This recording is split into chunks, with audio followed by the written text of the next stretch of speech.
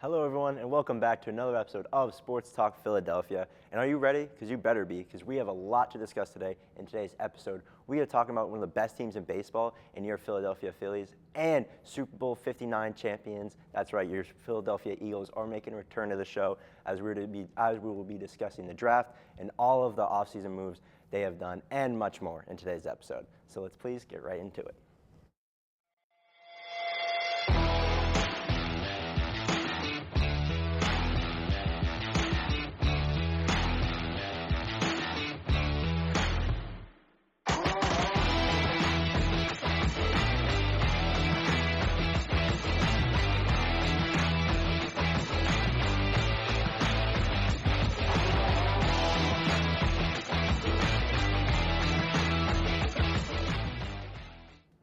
Hello, everyone. I'm your host, Braden Knapp, and I'm here joined with a full panel here today. Here on my left, we have Tyler. How are we doing? I'm good, ready to get into it. Awesome. Here on the left, we have Deja.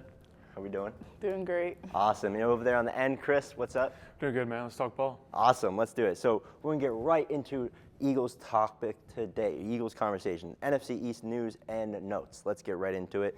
The Giants have signed quarterback Russell Wilson to a one-year deal, also Jameis Winston as well. Safety Justin Simmons has been recently expressing his interest in joining the Eagles in their secondary. Not only that, but speaking of old Eagles secondary, we have Gardner Johnson has been taking some shots at the Eagles on a recent IG Live. We'll be discussing that later. And some funny news here. Dallas Cowboys quarterback Dak Prescott apparently down 30 pounds. I can only laugh, but listen to that. But my boy Tyler here has something to say about that. Let's hear it, Tyler.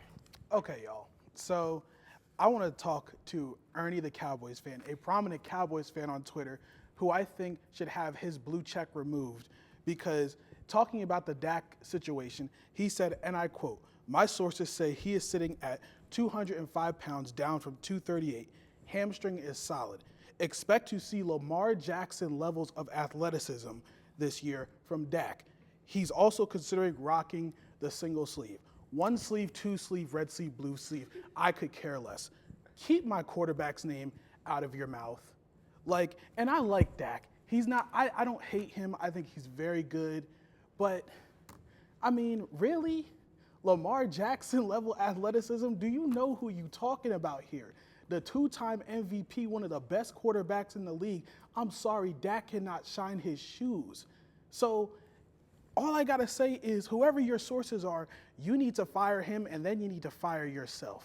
I'm done. I couldn't agree with you more. It's honestly comical when you hear Dak Prescott and Lamar Jackson. I don't know. Maybe Dak went down a couple pounds, maybe because maybe Joe Milton is in the quarterback room. Maybe that has something to do with it, but who knows? That's something to speculate another day. But one other thing that happened here in the offseason is Gardner Johnson recently took shots at the team saying that the Eagles, people among the team showed true colors after he was traded to the Texans, which I don't really know what to really think of that, CJ. I really like him, obviously, but it's like, bro, you just got to rein.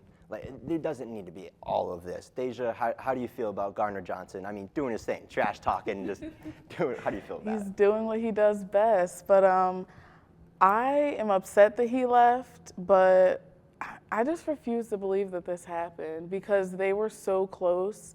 The defense, especially, he was very close with everyone on there. So it's just sad to hear that happened. And I really hope it's not true and he's just joking around.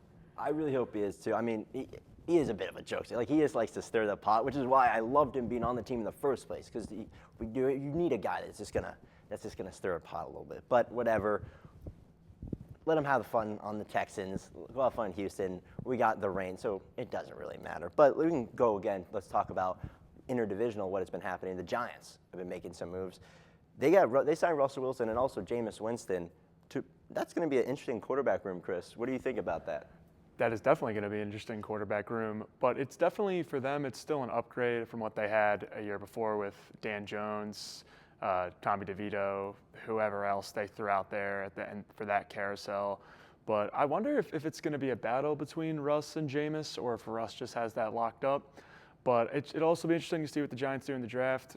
And honestly, since it's Sports Talk Philly, none of this is really going to impact the Eagles. I still think the Eagles are going to run away with the division. But for the Giants, honestly, Russ is an upgrade from what you had, and see what they do going forward. Definitely, and I'm glad you said it right there, the draft. That's a great segue because now we'll be moving into the NFL draft outlook. The Eagles currently have 8 picks in the 2025 draft. The positions of need right now are listed as defensive line, edge rusher, and quarterback. The draft time is April 24th through the 27th. Obviously, the first round will be on Thursday, April 24th. And obviously, just right here, some possible draft targets: James Pierce Jr. and Darius Alexander. There's just a few guys, but it's honestly the Eagles sitting there in the last pick. It's really interesting what they could do. Honestly, I am on the side of, especially with right here, these 8 picks, I am on the side of they're not going to stay there at that 32 spot, and they're going to move up to a fallen talent, maybe like a Malachi Starks, maybe a Mikael Williams. Those are 2 Georgia Bulldogs. We know how the Eagles work with Georgia Bulldogs. I'm just saying that could be something. Ty, how do you think they're going to go in this draft? I'm going to assume that they kind of stay at 32 because I do think both of those guys are going to be gone by the time for the Eagles to move up. But I would really love to see James Pierce, on the Eagles. This kid is a freak athlete. I think that, the Eagles saw the recipe, dominating the Chiefs on the defense side of the ball with that strong defensive line that they had. You lost Josh Sweat. You could replace him with Pierce. Pierce is going to fall because there's been a lot of concern about some of his character issues, but he's going to come into a strong culture in Philadelphia where I think that they can help him mature and grow up a little bit, and he can reach his full potential because outside of the character concerns, he could be a top 15 pick. Oh, and he was arguably a top 10 pick years down the line. I'm glad you said that with the character concerns. Unfortunately, when you hear character concerns in the NFL, usually kind of push them out of the first round. But as you said, James Pierce, he's an incredible talent that maybe even could fall to the 32 spot. Going over you, Deja, is there any position that feels like, at least for you, that the Eagles need to address in the draft? I love Darius Alexander. He's very quick, powerful, and aggressive, and I think that's what we need on the D-line. But James, like you said, character-wise, Howie does not like people who have a bad character, so I'm not sure where he'll go with that. It's very true, and as we know, Howie does know what he's doing. But obviously, we'll see. Chris, to you, wrap it real quick here. Any position that you feel as though? To bring it back to the CJ point, you just lose one of your best safeties. Ideally, as you guys mentioned, safeties don't usually go in the first round, but I would love to see them maybe try for, as you mentioned, Starks or Nick Imanamori from South Carolina. Those guys, I would love to see them take a chance on either of them. But yeah, just secondary for me is where I would like to see them go. Definitely. There's lots of places where the Eagles can improve this offseason, especially in the draft. But unfortunately, that is all the time we have for today to talk about the Eagles. And we will be moving on to talk about the Sixers. But today, it's a little interesting with the Sixers talk, and it's more of a general NBA talk, if you will. We have the left M alone, if that's a little hint here. Denver head coach Mike Malone fired in a stunning move just before the playoffs. They won NBA Finals, obviously, 2 years ago. And could this be a possible next head coach for the Sixers? I don't know. That in itself is a little bit down the line. But just talk about this real quick. This all seemingly coming out of nowhere. I'm a Sixers fan first, but I'm from Colorado. I like the Nuggets, and I have a lot of Nuggets fans. Having the GM being fired, that's one thing. He was not very good. But Malone, he brought this. He was such an integral part of this team, and just to ship him off literally a couple days before the playoffs, lots of negative feelings that I'm going to keep in. But going over you, Tyler, how do you feel about this whole situation?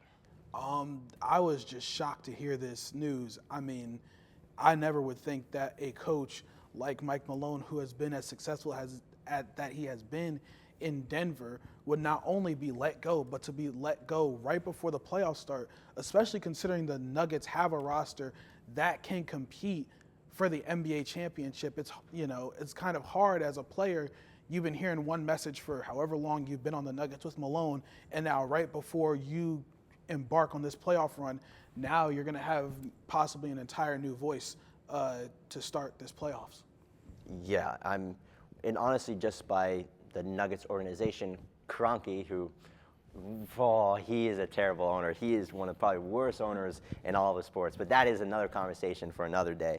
However, it's just out of nowhere. It's just Deja, do you think the Nuggets can even? What does this mean for their playoffs? What does this mean for them? I don't have high hopes for their playoff run because getting rid of a head coach this far into the season just doesn't make sense. And he has so many accomplishments that he's made with this team. So I don't have high hopes for this team in the playoffs. No, unfortunately. And look, it looks like the reason why Malone left or got canned was because it was not mutual. The players honestly just didn't respect him, is what it seemed like. He was, after that Portland game, he called out his team. He called out all of the bad things that they were doing, and they didn't like it. They were like, whatever, coach is tripping, as Malone has said in the conference. Wonder who said that, but regardless, if the players can't even respect the coach, it's like, this whole thing is honestly a mess. But going back to potentially new coach, Chris, is Malone maybe a guy you want to see in Philly? I mean, the Nuggets won the championship 2 years ago. Jokic is still an MVP candidate, so this move is definitely stunning. As far as the Sixers, I mean, I don't see it. I mean, it would be interesting to see if he ended up coming here, but I think this was sort of just like a disaster, worst case scenario season for Nick Nurse. So I think he'll be back next year. But Malone, I think, will definitely get a job somewhere else. He has that championship pedigree. Sometimes if you lose the locker room, you lose the locker room. But yeah, I think he'll get another job, just not with the Sixers. Yeah, I would love for him, as you said, to come to the Sixers, but obviously with Nick Nurse, we could just do what the Nuggets do. Just like, you know what, get out after this 1 year. But literally, he was dealt probably one of the worst cards he will probably ever face in his coaching career, Nick Nurse. So let's give him another year. He's a winning coach. He won the chip, obviously, with the Raptors. So I agree with that. Let's give him another year. But real quickly, just to wrap up, Tyler, what does this mean for basketball, you think? Just moves like this, and now the league, instead of being ran by coaches, is ran by players. What does this mean for the game? It just means, it just reinforces that idea that no coach is safe, especially in a league, like we said, it's run by the players. So if the players really don't like you, it doesn't matter how good you're doing. Your behind is going to be sitting in the unemployment line, just like Mike Malone is right now. So I think when I look at this situation and I look at how this all kind of unfolded coming out of nowhere, it's just, once again, that reinforcement, no coach is safe in a player-run league. Definitely. And right after that, the Celtics coach, Mazzulla, was like, right after, he's like, it's a reality check. Now, I'm not a fan that this is where the NBA has come to, but this is where it is now, unfortunately. And unfortunately, also, that is all the time we have to talk about basketball today. And now we're moving on to one of the best teams in baseball. That is right, your Philadelphia Phillies, and their season has been kicked off. Phil's showed mettle versus the Dodgers. They won the series 2-1. They currently sit 7-3.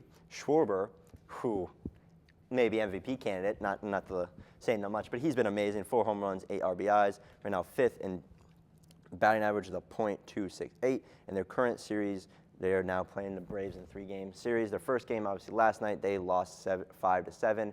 And it was a game, to say the least. It was pretty back and forth, but we'll talk about it a little later. Going to you, Tyler. Just started Phil's season, just won the Dodgers series. How are we looking?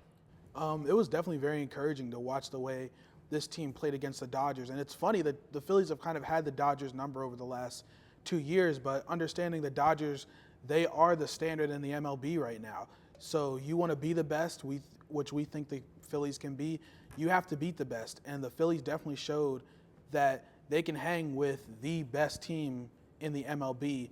That this is the team they got to beat, and they beat them 2 out of 3 games. It's early in the season, but it's very encouraging to see them pull this series off. It was very encouraging to see it, and honestly, especially glad after losing the first game to the Braves. It was nice to at least win that series. But we'll stay on the positive train for right now. Going to you, Deja. Just so far this season, what's been your favorite at least thing to watch of the Phillies this season? Definitely Jesus as our pitcher. He's done an amazing job. 8 strikeouts and held the Dodgers for 7 innings. I thought that was very well. I was very excited for him. And I have high hopes for the Phillies after watching that game. I mean, like they've mentioned, this doesn't justify for what happened last season, but they're definitely going in the right direction. Definitely, 100%. I couldn't agree more. And then let's talk about at least the last series against the Dodgers. It was obviously, it was very close, but one thing I will say is a lot of players stepped up. One of those players, and who has stepped up recently, we're going to talk about in a minute with this Braves game, is Sosa. He's been very, very, very good. And Chris, I don't know if you want to elaborate a little bit on that, but I know you've been enjoying watching Sosa play. Edmundo's been everything the Phillies could have asked for this year. Super utility man. You know, they're asking him to play left field. He'll do it. He'll rob a home run. I mean, a little mishap later in the game with Rojas, but you know, he was hitting 500 the first few games. He's slightly under that now, but yeah, Edmundo's been awesome. I really loved what I've seen from the starting pitching as a whole. Deja mentioned Luzardo, he's been awesome, but you know, Wheeler, even Nola, Sanchez, they've all been really great. But back to Sosa specifically, yeah, he's been a true spark plug for this team. He really has. I mean, he's been playing like an all-star, honestly, a little bit, and playing in different positions. The last game, we can now go in the Braves a little bit. He started in left field the last game, and he had an insane track down. If you have not seen it, please go watch the clip. He had an insane track down, robbed home run. It was amazing. Unfortunately, a little bit later in the game, a little bit of miscommunication with him and Rojas. And Chris, I wanted to pick your brain on this. How did you feel about the whole situation? Because it was weird of when the ball was falling down, Sosa, like it looked like it was his, but it ended up being right next to Sosa or not next to Sosa, sorry, right next to Rojas in center field, and the center fielder should have say in it, but he has let it drop. No, what do you make of that whole? I'm glad you asked me that. So it's always the center fielder's ball. Always, they're the captain of the outfield. Even if you have an experienced guy out there in left, like even if Brandon Marshall's out there, that's still Johan Rojas's ball. Thompson, I saw after the inning, the broadcast showed him talking to Rojas, telling him, hey, like, that's your ball. This is Edmundo's first time ever playing left field in the majors. So I would say that's definitely Rojas's ball, but mental mistakes happen. You know, just hope they don't happen again, because that was a routine play. It was a lazy fly ball to like left center, but that's definitely Rojas's play. Definitely. I mean, I thought it was going to be caught when it was right there in play, but unfortunately, it did not happen. But also just talking about the outfield in general, that has been a conversation with the Phillies and has been a little bit of a rotation. Going back to you, Chris, do you have a favorite outfielder? Obviously, we got Cassie in right field and probably Rojas center field, but Kepler's been really good left field. Who do you think at least we should have in our outfield? Kepler's definitely the guy in left. I would say at least best offensive outfield. I would say Kepler in left, Marsh in center, and Castellanos in right, which is what they do against right-handed pitching, which makes sense because Marsh and Kepler are the two lefties against right-handed pitching, so you have that. But then those are the guys I want to see every day. But I like Rojas getting his time. You know, I'm still a believer in him.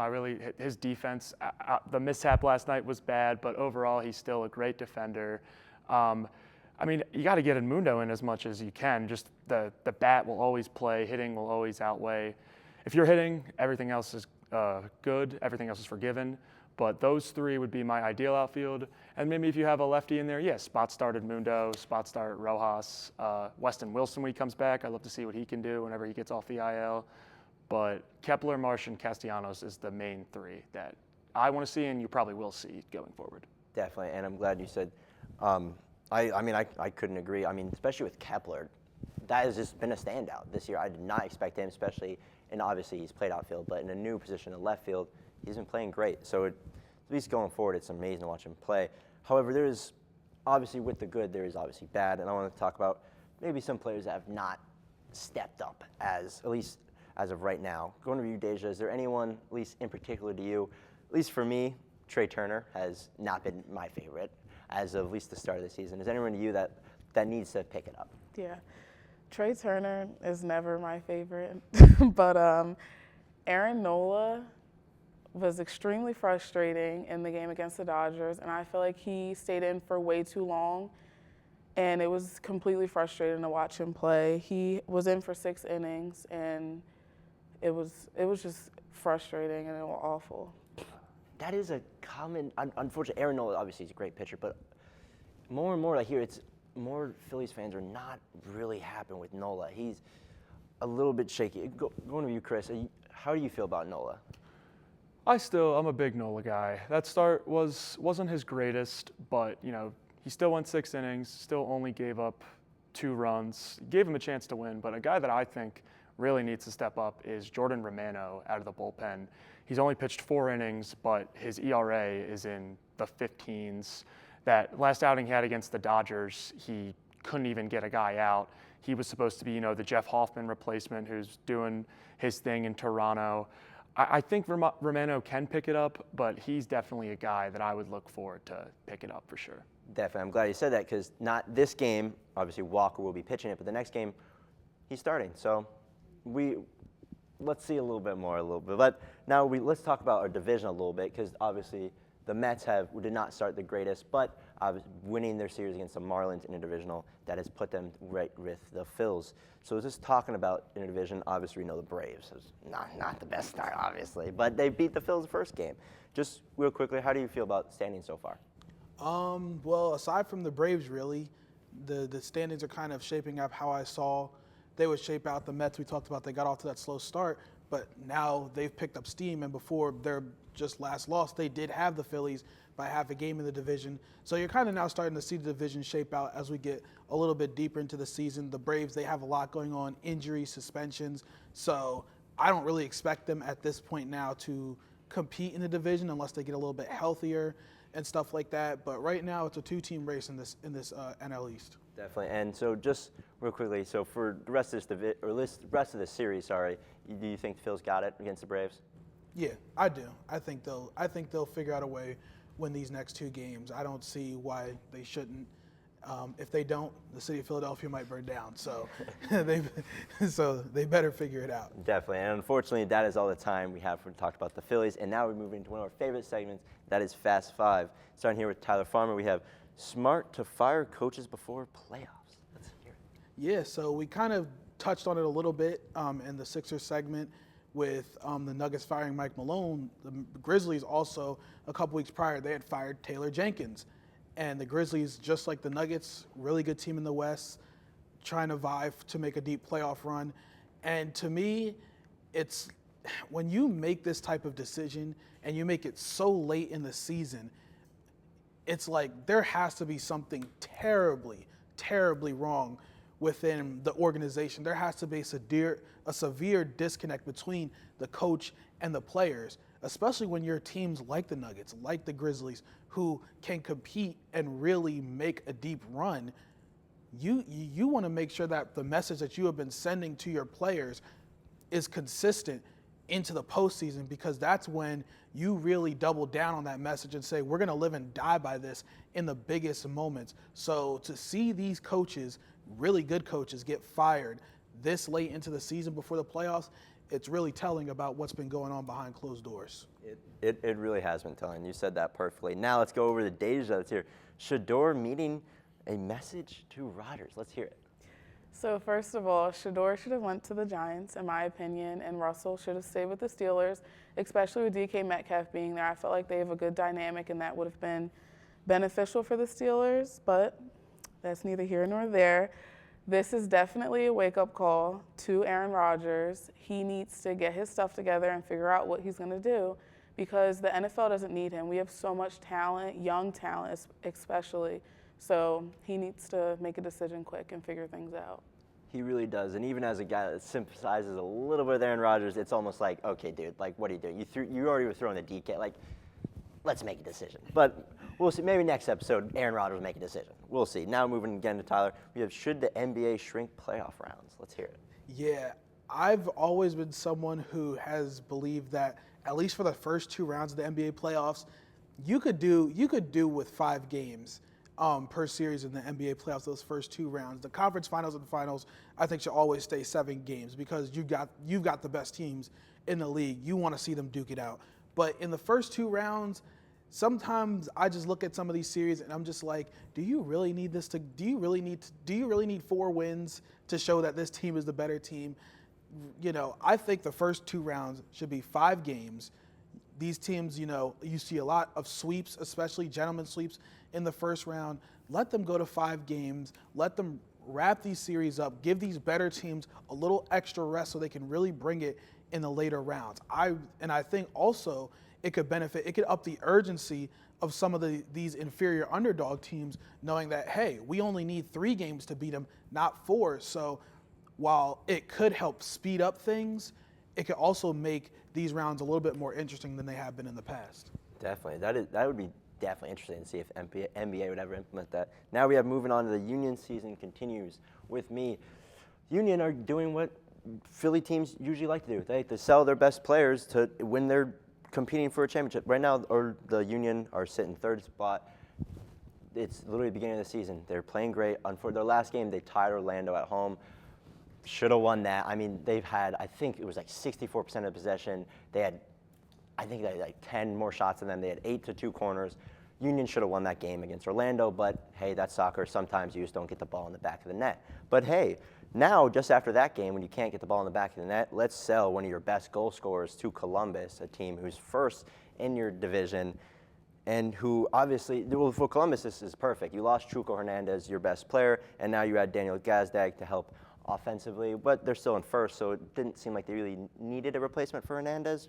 But anyway, let's just have Union give that to him. Unfortunately, let's just hope the Union going forward wins some games. The next game against New York FC, but we'll see. Now we have, going over to Chris here, Schwarber for MVP. What? Let's hear it. It's very early in the season, and ultimately he probably won't win MVP of the National League.